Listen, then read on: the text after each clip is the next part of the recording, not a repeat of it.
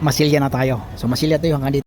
Ito kabayan, Nissan kuha na to kabayan, electric. Ito kabayan, ito yung gagawin natin ngayon. Ito. Tingnan mo.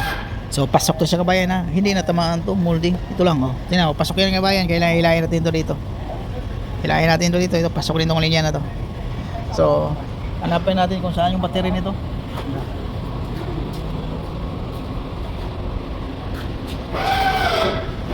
Nissan Leaf.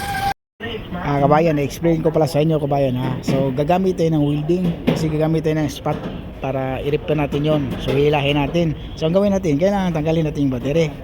Tanggal natin yung positive.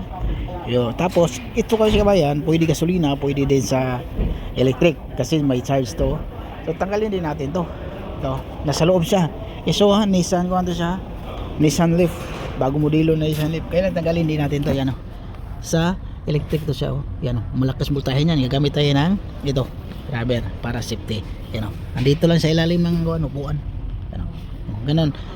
Iba-ibang sakyan kabayan ha, iba-ibang pamaraan ng pagtanggal niyan. Hindi rin lahat dito. Okay? Iba-iba. So kaya tanggalin natin yan kasi may yung wiring masisira pag iwas sa wiring masisira kabayan pag mag-welding tayo kasi warranty din yun eh. So, okay?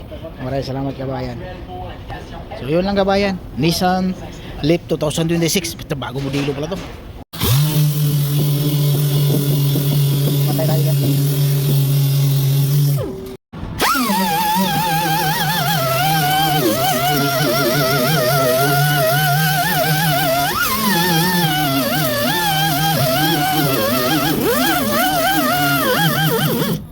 So update kabayan. Sorry dito.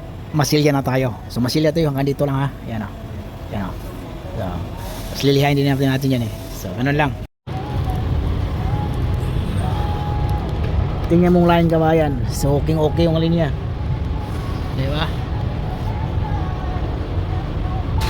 Importante talaga yung linya kabayan ha. Ilagay natin yung molding para makita natin yung kanto sa baba din.